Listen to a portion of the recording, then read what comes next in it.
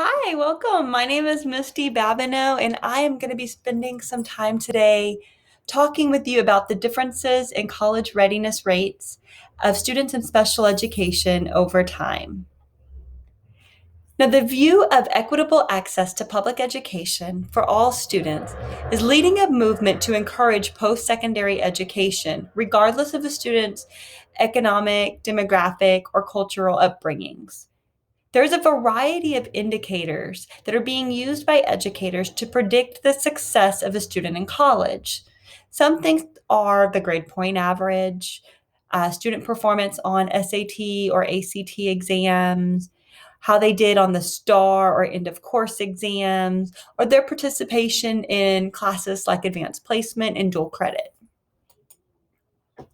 So Combs et al. 2018, the researchers analyzed the differences in the SAT, ACT assessments. They looked at student performance in math and reading and in both subjects. And what they found was less than 1/3 of graduating seniors were determined to be college ready in both subjects. According to the National Center on Secondary Education and Transition, 85 to 90% of students with disabilities should meet graduation standards that are targeted by non-disabled peers. And students with disabilities should be held to high standards for earning the standard diploma because they're at the same expectations of their non-disabled peers. Now, historically, researchers have focused on how students are performing to look at college readiness mainly in the general population. And there's not a lot of data that's been analyzed on how prepared students with special needs are for college. Slate and Lee, however, did analyze the performance of students with disabilities on state accountability assessments, looking at the 2014-15 and 2015-16 school year, and found that about 14% of all students in special education were college ready in reading, 9% in math, and 7% in both subjects. According to the U.S. Department of Labor, less than 28% of adults with disabilities are employed after high school. 19% of university students identify as a student with a disability, but only 11% obtain a bachelor's degree.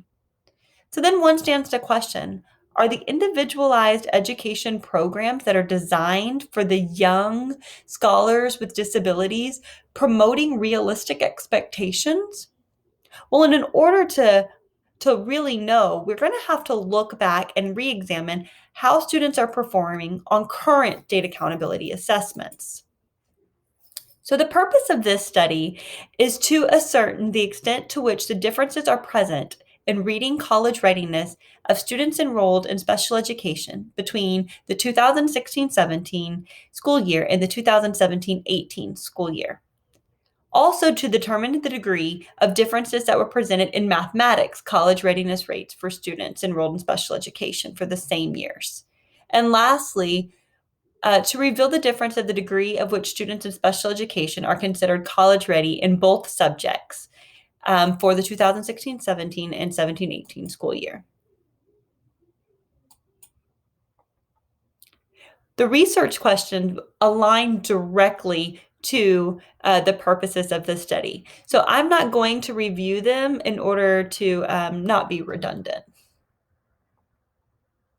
Now we're going to spend a little bit of time talking about the methods, which include our research design, our variables, participants, and what instrumentation and procedures were used. So the research design in this study was a casual comparative research design that was deemed appropriate for all three of the inquiries. The variables, the dependent variables, were the percentages of students in special education who were college ready in reading, math, and in both subjects. And the independent variable is looking at the differences in the school years from 2016-17 and 2017 and 18. The participants for this investigation were the number of high school campuses that were required to report accountability data in the Texas Education Agency in college readiness. And the instrumentation and procedures Basically, what I did was download data from the Texas Academic Performance Report from Texas Education Agency's website. That data was then uploaded into SPSS, or a statistical package for social sciences. And I would like to spend a little bit of time just going over the terminology that was used in this investigation. So looking at special education in the state of Texas, for a student to be enrolled and labeled as receiving special education services, the student has to meet one of the 13 eligibility categories under IDEA and has to demonstrate an educational need for services. So then I also wanted to spend some time talking about college readiness because, like I mentioned earlier, there are a lot of ways that researchers are looking at if a student is likely to be successful in college. So for this study, what I looked at was the student's performance on state accountability assessments in Texas, or the STAR assessment. In college readiness for reading, what I looked at was, did the student meet, master, or score approached in English 1 or English 2? And I looked at this for both sets of time frame, for 2016-17 and then 17-18. And the same thing again, but looking at how they performed in mathematics. Mathematics assessment for the STAR is Algebra 1. So I looked to see how the students performed in Algebra 1 in 2016-17 and in 17-18. And then lastly, I combined how students performed. Did they, again, master, meet, and scored approached in English 1, English 2, and Algebra 1 for the 2016-17 and 2017-18 school years. So what was the results? So all 12 standardized coefficients were far outside of the bounds of normality. So because college readiness rates in reading and math in both subjects were not normally distributed between school years, a non-parametric statistical procedure was used. The non-parametric Wilcox-dependent samples t-tests were calculated. So research question 1. What is the difference in reading college readiness rates of students enrolled in special education between 2016-17 and 2017-18? Well, the results were statistically significant. The reading college readiness was higher in 2017-18 school year than in the 2016-17 school year.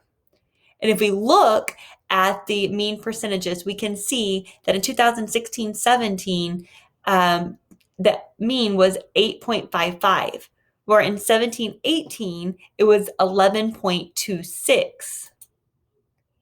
So now, looking at research question 2, what was the difference in mathematics college readiness rates of students enrolled in special education between 2016-17 and 17-18 school year? And again, the results were statistically significant. Mathematics college readiness was statistically significantly higher also in 2017 and 18 school year than it was in the 2016-17 school year. We can see here that 2016-17, the mean percentage was 4.89, and in 17-18, it was 7.30. Lastly, we look at what is the difference in college readiness rates in both subjects for the same school years. And again, the results were statistically significant. The students in the 2017-18 assessment scored statistically higher than the students in the 2016 and 17 assessment.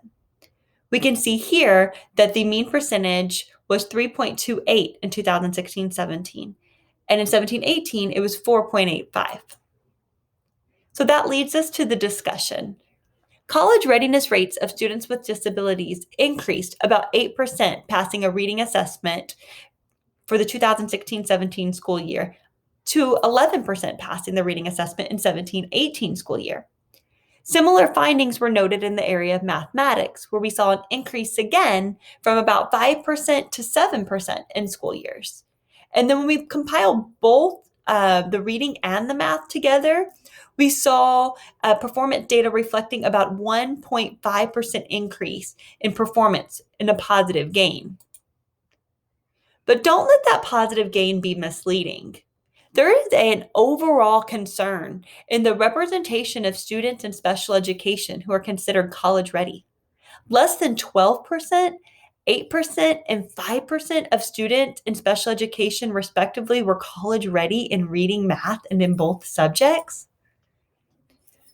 So, what I also did was combine my findings with the combining of the Slate 2020, where they looked at the data from 14-15 and 15-16. And you can see overall, the trend is not good. We see a downward trend with a slight increase in 2017 and 18.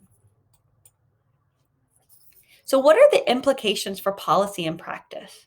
Professional development and funding needs to be expanded so that we can ensure that educators are working with students who have disabilities and they're being provided are adequately trained on these research-based effective practices. And it's critical that our campus administrators understand that students with disabilities should have opportunities to have access to grade level instruction with accommodation prior to any modifications to instructional material or student expectation. The campus must promote a culture of high expectations. So when we're looking at recommendation for future research, first, it would be very valuable to segregate the student's individualized instructional arrangement at the campus view. And this can really help researchers to understand the relationship between instructional recommendations like inclusive practices versus isolated, homogeneous grouping instructions, like a pull-out setting, and how that affects student outcomes. Secondly, we definitely want to gather trend data over time more so that we can understand the effectiveness of individualized education plans and student performances over time. Third, it would be important to evaluate college readiness by special education eligibility condition.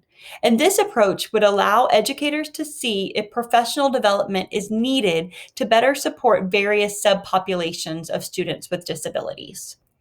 It's important to investigate the differences between students who have access to a modified content and then students who receive instruction on grade level with accommodations, and how that impacts their overall performance on state accountability assessments. And lastly, we also now have this quantitative portion, and it is critical to investigate the why. Why are the scores suffering, and how can we support students with special education needs? Final thoughts today. Due to the drastically low numbers of students with disabilities being considered college ready, we really need to look at the programs.